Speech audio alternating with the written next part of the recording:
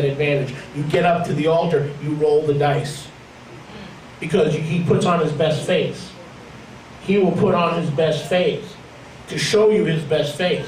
But if you have a chance to watch, I remember many times, you remember many times, you were told, watch how a man treats his mother. Even if his mother's 60 or his mother's 50. If a man disrespects and curses his mother, lady, you don't want any part of that man. But you have an opportunity to watch how he treats his mother. And so it is in patriarchal marriage. Before you jump into anything, you have a chance to see a man in operation. Not a man who talks a good game, but a man who's already operating in Rachamim. And if he's not operating in Rachamim, you will not make the same mistake that you made before. Amen. Amen. You know why we never see it this way? Because no one's ever had the kahunas to teach it this way. Amen. The only things we see is the Mormons and the child brides and the perversion. Was Abraham a pervert? Was Isaac a pervert? Was Moses a pervert? Was Gideon a pervert? Was Benjamin a pervert? So we can't get our thoughts from CNN, which will always show the perverted version. We've got to see the Rachamim. Why did Yahweh allow patriarchal marriage to manifest the Rachamim of the Elohim of Israel to the poor captive women who were caught in natural as well as even in supernatural battle? Can I hear a good amen? Yes, sir. So Yahweh taught us through this week's Torah portion that one of the most merciful things a man can do is to take a captive woman into your home and show her unconditional love. What it means for an Israelite family to walk in chavurah with each other, submitted to the lordship of Yeshua and a loving relationship. Verse 12.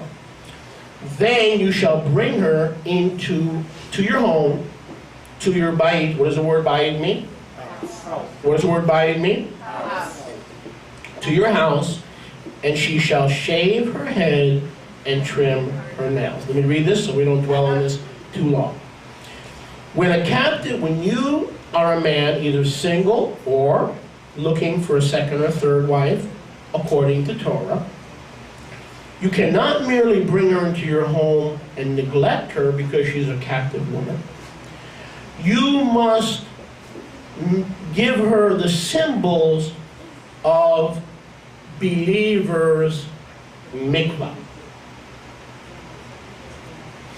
The act of, listen, shaving her head and trimming her nails, you immediately put her under a process of dying to her old life in order to start a new life with you.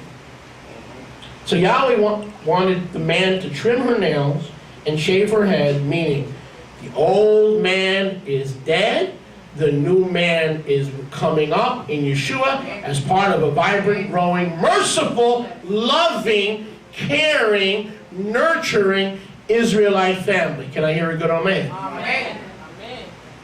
And so this is akin to, or we liken it to, a believer going into water mikvah, going into water baptism, and coming out a new creation in the Mashiach Yeshua. Getting off with the old hair and the old nails and coming up as a new creature in the commonwealth of Israel.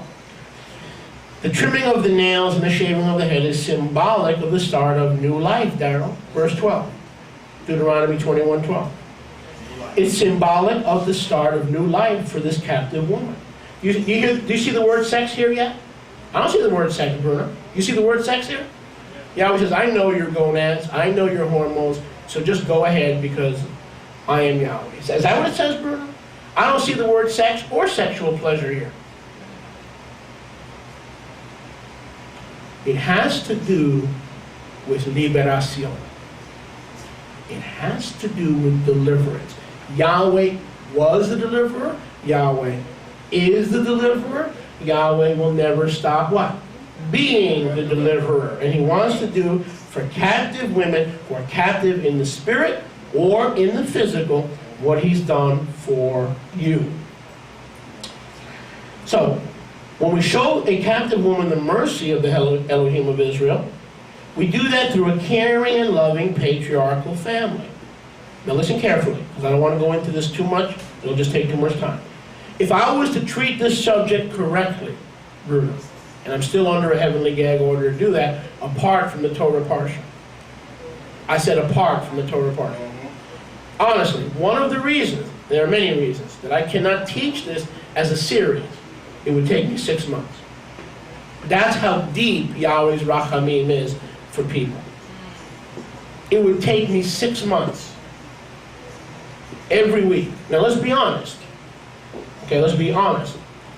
You and I don't want to sit in the congregation and tackle an issue, especially one that is this sensitive, week after week after week after week for 6 months. But the truth of the matter is that's how long it would take for me to properly teach this. So I'm just touching the surface. Can I hear a good amen? Amen. The first wife, if now this is very important, so listen very carefully. What are you going to do now? You're going to listen what? What are we going to do now? Marcy, what are we going to do? We're going to listen what? What? What are we going to do now? We're going to listen what? Very careful. Showing a captive woman the mercy of the Elohim of Israel is what patriarchal family living is all about. The first wife, if she is walking in the ruach of selflessness and not selfishness or territorialism, will willingly crucify her flesh and help bring up the captive woman through a difficult transition of mourning her old pagan ways, her old pagan upbringing, and into the brightness of a new hope in Messiah Yeshua. I'll say that again. If the first wife is walking in the Ruach HaKodesh of selflessness, not selfishness, not territorialism, she will mentor the captive woman, nurturing her and admonishing her as she would her own children in the ways of Yahweh, helping her to forsake her old pagan life in order to establish a new vibrant life with living hope in the resurrected Yeshua. Wow. Good. Can it be done? Of course. Not really. Not apart from the Ruach HaKodesh. Of course not. No woman. No woman. My woman, your woman, his. No woman Not without the Ruach. is going to share her husband with a captive of the world. And it doesn't matter how much Rachamim Yahweh calls us to invoke. It doesn't matter. Unless she is led by the Ruach. That's it. That's If she's not led by the Ruach, she will embarrass her husband. She will make mockery of her husband. She will destroy her husband privately, and if that doesn't work, manipulating him privately, publicly, she will do anything she has to do to territorialize and maintain her territory, because as many as are led by the Ruach of Yahweh, they are the sons of Yahweh. Now, don't misunderstand me. Let me be very clear here, Bruno, because our enemies are waiting to twist my words. So let me be very clear. Patriarchal marriage is not for everybody. Patriarchal marriage is probably not for most. Patriarchal marriage is probably not for you. How do I know? You're married. Just like eunuchs. Do we have any eunuchs in this room? You can count the eunuchs on one hand. What does it mean to be a eunuch? To be asexual. What does it mean to be asexual? No need of sex. So I can count the eunuchs that I've met in my life. Supposedly they're all on the internet.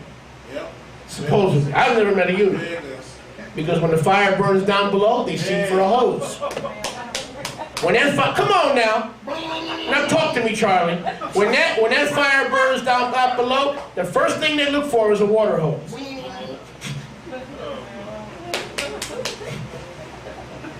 All right. Now, so you and I, if we're really being honest, you and I have never met a eunuch. It seems like all these eunuchs are on the internet. They're hiding behind something. I don't know if it's a pornography problem. I don't know if it's a fetish problem. It's like everybody on the internet, you go on the Israel network, they're celibate. And on that website, oh, I'm celibate. Then